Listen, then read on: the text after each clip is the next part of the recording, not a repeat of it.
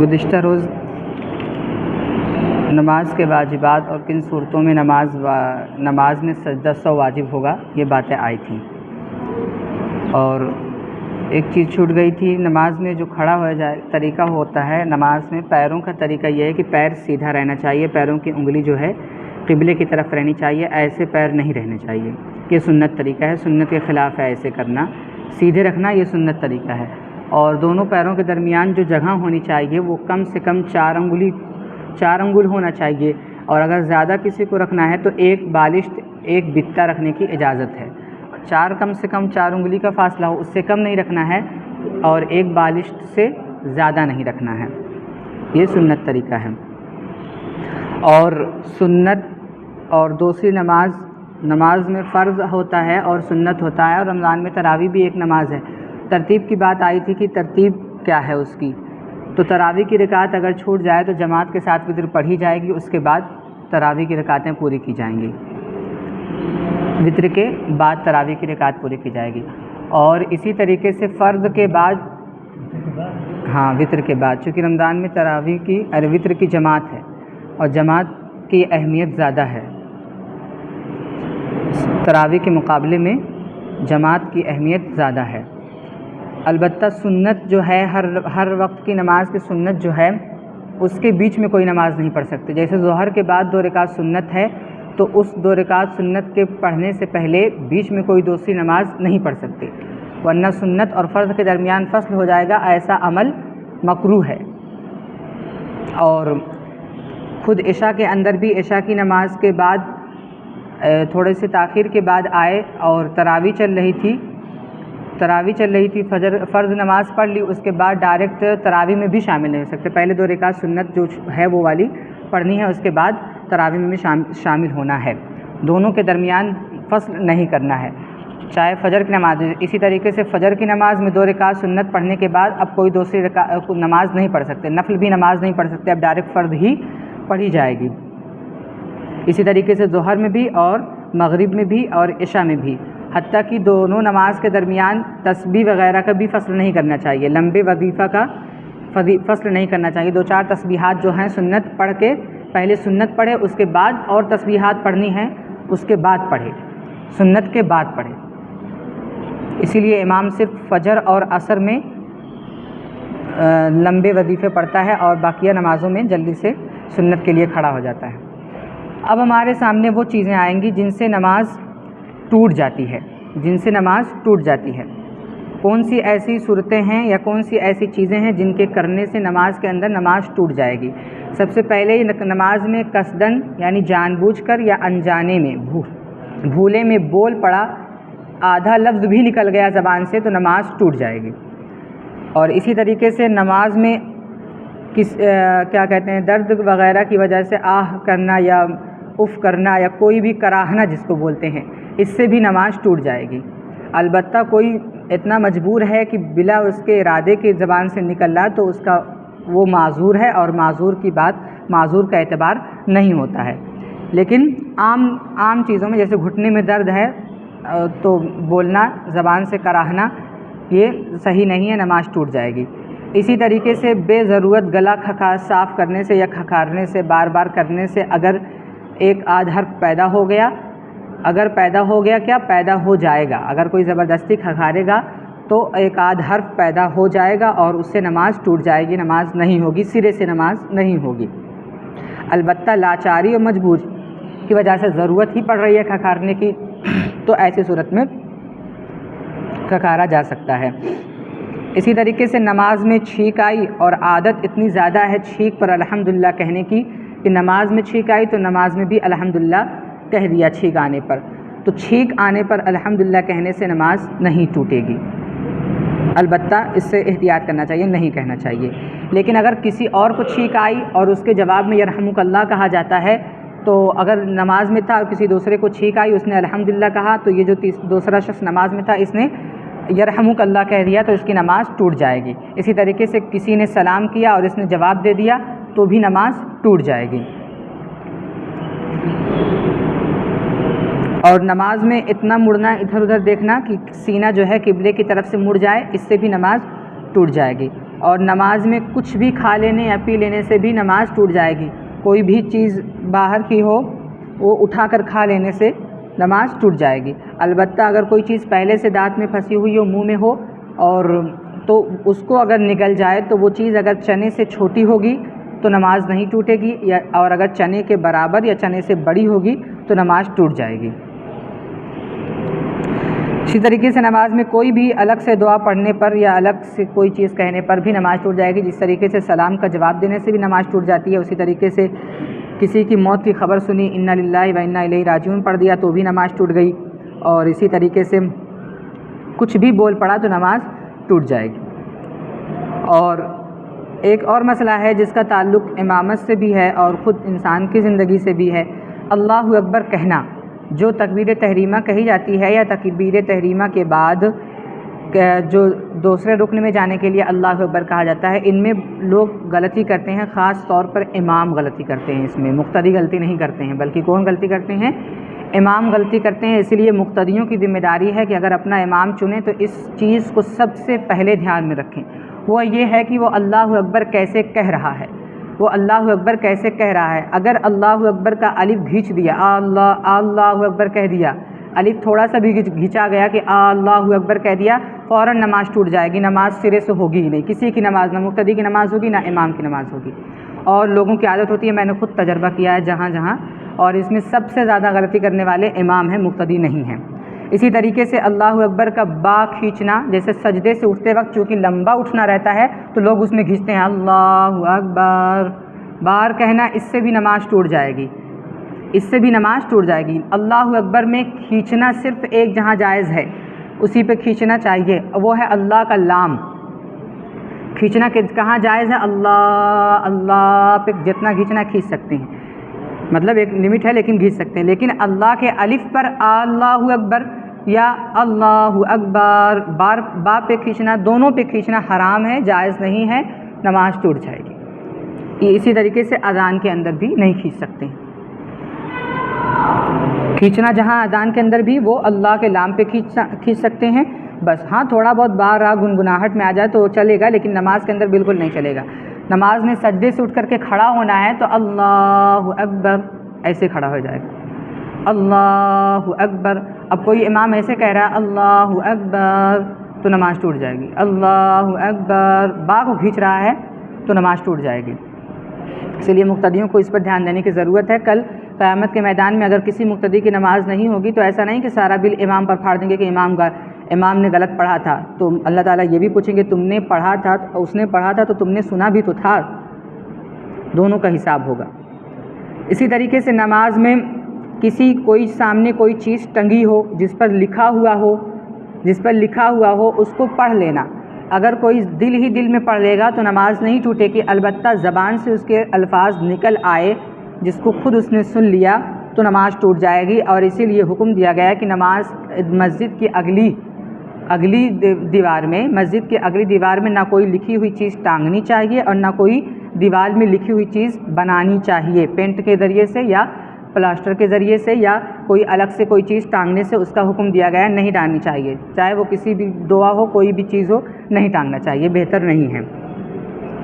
اس والی دیوار میں، باقی سائڈ والی دیوار میں ٹانگنا ہے ٹانگ سکتے ہیں، کیونکہ انسان پڑھے گا، انسان کی فطرت میں سے نظر پڑے گی، کچھ نہ کچھ زبان ہلا دے گا. اسی طریقے سے نمازی کے سامنے سے اگر کوئی چلا جائے تو نمازی کی نماز پر کوئی فرق نہیں پڑتا، نماز نہیں ٹوٹتی. البتہ جو گزرے گا اس کو گناہ ہوگا، اور اس کی گناہ کی بہت زیادہ بڑا گناہ ہے، لیکن نماز میں کوئی فرق نہیں پڑے گا. اسی طریقے سے مسجد کے اندر، بڑی مسجد اگر ہے تو اس مسجد کے اندر اگر لوگوں کی آواجاہی میں پریشانی ہے تو نمازی کے سامنے سے گزرا جا سکتا ہے. البتہ 2 صف آگے سے گزر سکتے ہیں، 1 صف سے آگے سے نہیں گزر سکتے. مثال کے طور پر تیسری صف میں کوئی شخص نماز پڑھ رہا ہے تو 1 صف 2 صف اس صف سے کوئی ہو کر کے آگے سے اس کے ہو کر کے جا سکتا ہے اگر بڑی مسجد ہے تو، چھوٹی مسجد کے اندر نہیں. یہ نماز کے توڑنے والی چیزیں تھیں جن سے نماز ٹوٹ جاتی ہے.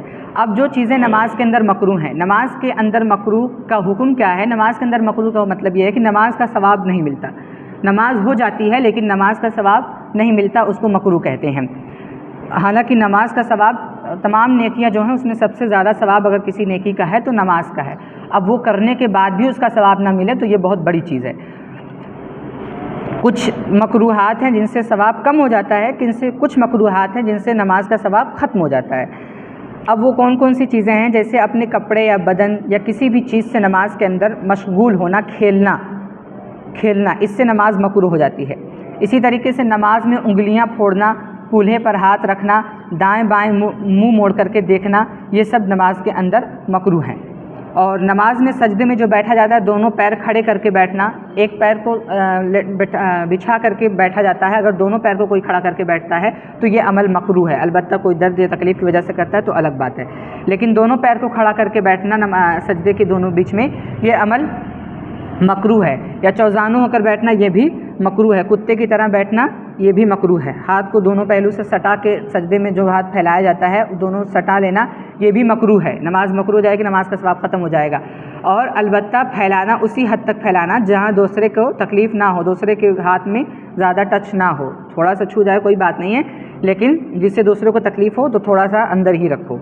अकेले पढ़ना तो जितना फैलाना फैलाओ, सफ़ के अंदर थोड़ा ही फैलाओ। किसी ने सलाम का जवाब दिया या कोई बात पूछी तो हाथ से उसका जवाब देना। कोई नमाज़ पढ़ रहा है, कब रुकोगे, मूड़ी से जवाब दे दिया हाँ, या कोई बात पूछी गर्दन से जवाब दे दिया या हाथ से जवाब दे दिया, तो ये अमल भी मकरूह है। नमाज मकरूह हो जाएगी, नमाज का सवाब ख़त्म हो जाएगा। इसी तरीके से अपने कपड़े को समेटना, बहुत ज़्यादा कपड़ा चिमुरने ना पाए। जो माड़ी मार करके आते हैं तो ऊपर से हाथ नहीं रखते हैं कुर्ते के ऊपर, मैंने देखा है लोग नीचे से हाथ रखते हैं ताकि कपड़ा ना चिमुरे। इसी तरीके से सजदे में जाते हैं तो ज़बरदस्ती पीछे से दामन निकाल देते हैं ताकि दामन जो है ना चिमुरे। तो कपड़े को समेटना, बचाना, ये अमल भी मकरूह है। नमाज मकरूह हो जाएगी, नमाज का सवाब ख़त्म हो जाएगा।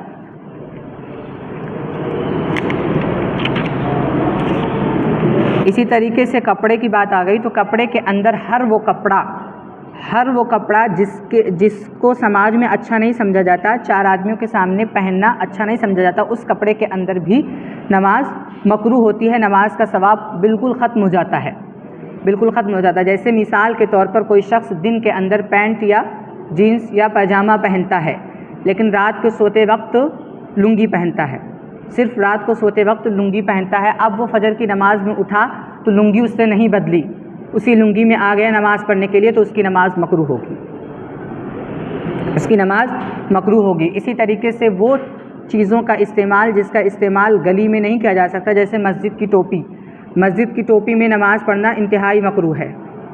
छोटा मोटा मकरूह नहीं बल्कि मकरूह है। और जो लोग मस्जिद में टोपियाँ रखते हैं इस उम्मीद से कि हमें सवाब मिलेगा, कोई सवाब नहीं मिलेगा, उनको कोई सवाब नहीं मिलेगा। ये चीज़ें भले आप लोगों को नई या अजीब लग रही होंगी, लेकिन मसला यही है। मैं बयान बहुत दिनों से करना चाहता था, लेकिन ये समझ रहा कि लोगों को गलत न लगे, इसलिए मैं नहीं बोल रहा था। लेकिन यही है, आप किसी भी बड़े आलिम या मुफ्ती से पूछेंगे तो यही जवाब मिलेगा। और मस्जिद की प्लास्टिक की जो टोपी है वो टोपी ही नहीं है, वो टोपी ही नहीं है। चूँकि इंसान का लिबास जो होता है, लिबास यानी पहनने वाली चीज़ सिवाय जूते के, पहनने वाली जितनी चीज़ें हैं सिवाय जूते के वो कपड़े की हुआ करती हैं। और प्लास्टिक कोई नहीं पहनता, और प्लास्टिक पहन के कोई कहीं नहीं जा सकता, किसी शादी वगैरह में या किसी पब्लिक में, मजलिस में या कहीं बाज़ार में नहीं जा सकता, उसकी बेइज्जती होगी। तो उस टोपी के अंदर नमाज़ पढ़ना ये नमाज का मजाक है, तो नमाज न सिर्फ मकरूह होगी बल्कि इंतहाई दर्जे की मकरूह होगी। और टोपियाँ जो होती हैं मस्जिद के अंदर वो एक हफ्ते, 10 दिन, एक महीना, 2 महीना, 3 महीने की धुली हुई, बगैर धुली हुई रखी होती हैं। और 2-3 दिन का कपड़ा आदमी बिला धुला नहीं पहन सकता, तो मस्जिद की टोपी जो है वो कितने दिन पहले की धुली हुई है, इस एतबार से भी न पहन कर उसका नमाज पढ़ना मकरूह है।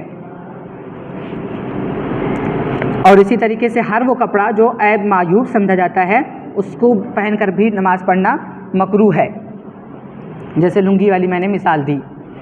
इसी तरीके से अगर आम जगहों पर जाना इंसान शर्ट के अंदर यानी फुल आस्तीन के अंदर पसंद करता है, तो टी शर्ट के अंदर भी नमाज़ पढ़ना मकरूह होगा, क्यों नहीं खुली रहेगी तो नमाज़ पढ़ना मकरूह होगा। ये भी मसला है,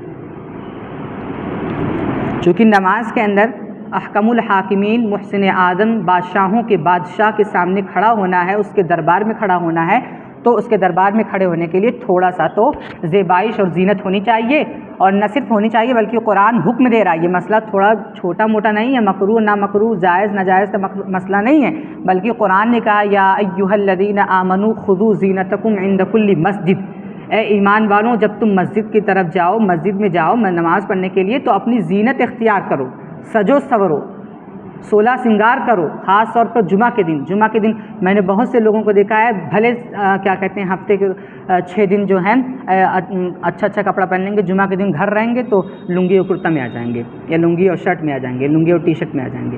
ان کا عمل انتہائی مکروہ ہے، ان کا یہ عمل انتہائی مکروہ ہے، انتہائی ناپسندیدہ ہے، جس سے نماز کا مذاق ہونے کا بھی شبہ ہے، نماز کا مذاق اڑانے کا۔ حالانکہ اللہ تعالیٰ کہہ رہے ہیں خذوا زینتکم عند کل مسجد، بلکہ لوگوں نے لکھا ہے علماء کہ جس طریقے سے ایک دلہن سنورتی ہے اپنے نکاح کے دن، اس طریقے سے جمعہ کے دن سنور کر کے آنا چاہیے، تیل لگا کر کے، خوشبو لگا کر کے، منہ ایک دم اچھے سے صاف دھو کر کے، کپڑا اچھا سے اچھا پہن کر کے، جو جتنا کپڑا الماری میں رکھا ہوا ہے سب سے اچھا جو کپڑا ہو وہ جمعہ کے دن پہنو، نہیں لیکن اس کو بچا کے رکھیں شادی میں پہننے کے لیے، اس کو بچا کے رکھیں شادی میں پہننے کے لیے، مسجد میں جمعہ میں پہننے کے لیے نہیں۔ ہمارے اس علاقے کے علامہ حمید الدین فراہی بہت زیادہ مشہور ہیں، ان کا یہ عمل تھا، وہ ولیوں میں ان کا شمار ہوتا ہے، خاص ان کا یہ عمل تھا کہ وہ ہر نماز کو پڑھنے کے لیے شیروانی پہن کر کے جاتے تھے، اور انتہائی عمدہ شیروانی پہن کر کے جاتے تھے ہر نماز کو پڑھنے کے لیے۔ یہ چیزیں جن سے نماز مکروہ ہو جاتی ہے۔ اسی طریقے سے بہت میلا کپڑا ہے اس کے اندر بھی پہن کر نماز پڑھنے سے مکروہ ہو جاتی ہے۔ اسی طریقے سے وہ صورتیں جس کے اندر نماز میں دھیان نہیں لگ سکتا اس کے اندر بھی نماز پڑھنا مکروہ، جیسے پیشاب لگی ہو تیز کی، باتھ روم جانا ہو لگا ہو تو اس صورت میں بھی نماز پڑھنا مکروہ ہے۔ اسی طریقے سے بھوک لگی ہو بہت تیز، اس صورت میں بھی نماز پڑھنا مکروہ ہے۔ یہ چیزیں ہیں جن سے نماز مکروہ ہے۔ اب وہ چیزیں جن کے سے نماز توڑی جا سکتی ہے، جن چیز کی وجہ سے نماز کو توڑ دیا جا سکتا ہے، یہاں تو نماز ٹوٹ جائے گی، لیکن کچھ صورتیں ایسی ہیں جس میں نماز توڑنا جائز ہے، اور کچھ صورتیں ایسی ہیں جس میں نماز توڑ دینا واجب اور فرض ہے۔ سب سے پہلے جس سے توڑ دینا جائز ہے، سامنے سانپ آ گیا ہے نماز کے اندر تو سانپ کے ڈر سے نماز کو توڑ دینا درست ہے۔ اور اپنے مال کا نقصان ہے، ڈھیر ساری مرغیاں پالی ہیں اور نماز پڑھ رہا ہے، بلی آ گئی، اب جائے گی پوری بلی سارا دربے میں گھس کر کے بلی ساری مرغیوں کو توڑ ڈالے گی، کبوتر کو توڑ ڈالے گی، تو ایسے صورت میں بھی نماز کو توڑ دینا درست ہے، چونکہ اس میں اپنے مال کا نقصان ہے۔ اسی طریقے سے نماز میں اچانک سے پیشاب لگ گئی تیز کی، تو اس صورت میں بھی نماز کو توڑ کر کے پیشاب کے لیے جانا درست ہے۔ یہ چیزیں درست ہیں والی ہیں۔ اور کون سی چیزیں ہیں جس میں نماز کا توڑ دینا فرض ہے؟ جیسے کسی کی جان کو بچانے کے لیے نماز کا توڑ دینا فرض ہے، اگر نماز کو توڑ کر کے اس کو نہیں بچایا اور اس کی جان چلی گئی تو وہ شخص گنہگار ہوگا۔ جیسے کوئی راستے میں نماز پڑھ رہا ہے، کوئی اندھا شخص جا رہا ہے، سامنے کنواں ہے، تو اگر نماز کے توڑ کر کے اس کو نہیں بتایا کہ جس راستے میں چل رہے ہو اس راستے میں کنواں ہے، آگے گر کر کے مر جاؤ گے، یا کھائی ہے یا جو بھی ہے کوئی خطرے والی چیز ہے، تو ایسی صورت میں نماز کا توڑ دینا فرض ہے، اس کو بتانا فرض ہے، نہیں بتایا اور وہ گر کے مر گیا تو گنہگار ہوگا۔ اسی طریقے سے کسی بچے وغیرہ کے کپڑے میں آگ لگ گئی، یا کسی بچے وغیرہ کو کتا کاٹنے لگا، نماز توڑ کر کے بچانا اس صورتوں میں جائز نہیں بلکہ واجب اور ضروری ہے، توڑ کر کے بچانا واجب اور ضروری ہے۔ اور فرض نماز کو توڑ دینا اور سنت نماز کو توڑ دینا، یہ تو ایک صورت ہے جس میں ماں باپ، دادا دادی، نانا نانی، ان کے پکارنے سے یعنی بلانے سے نماز توڑ دینا درست ہے۔ اس کی صورتیں ہیں کہ اگر فرض نماز پڑھ رہا ہے اور ماں باپ، دادا دادی اور نانا نانی، صرف یہ لوگ، دادا دادی، نانا نانی 4 یہ لوگ، اور ماں باپ 2 یہ لوگ، 4 2 6 لوگ، ان کے علاوہ نہیں، یہ 6 لوگ اگر بیمار ہیں اور کیا کہتے ہیں ان کو کسی ضرورت سے جانا ہے، راستے میں ان کے گرنے کا خوف، جیسے پیشاب کے لیے جانا، پاخانہ کے لیے جانا ہے اور بیمار ہیں، بستر پر ہیں، اکیلے جائیں گے تو گر جائیں گے، تو ایسی صورت میں اگر کوئی فرض نماز پڑھ رہا تھا تو ماں باپ، دادا دادی، نانا نانی نے پکارا، بلایا، اور چونکہ اس کو معلوم ہے کہ پیر پھسل جائے گا، گر جائے گا، تو ایسی صورت میں نماز کا توڑ دینا بھی واجب اور ضروری ہے، فرض ہے۔ ماں باپ، دادا دادی، نانا نانی پکاریں گے تو فرض نماز اگر تو پڑھ رہا ہے تو توڑ دینا درست ہے، لیکن شرط یہ ہے کہ وہ لوگ بیمار ہونے چاہیے۔ اگر گر گئے ہیں، گرنے کے بعد بلا رہے ہیں تب بھی واجب ہے، یا اگر ڈر ہے کہ گئے ہیں پیشاب کرنے کے لیے کہیں پیر پھسل جائے گا، گر جائیں گے، تو بھی توڑ دینا واجب اور ضروری ہے۔ البتہ کیا کہتے ہیں، بیمار نہیں ہیں یا نفل اور سنت نماز پڑھ رہی ہیں تو ایسی صورت میں نماز توڑ دینا درست ہے۔ کسی ایسی ضرورت کے لیے اگر ان کو معلوم ہے کہ لڑکا جو ہے نماز پڑھ رہا ہے، اس صورت میں پکار رہے ہیں، تو کیا کہتے ہیں، نماز توڑ دینا درست ہے۔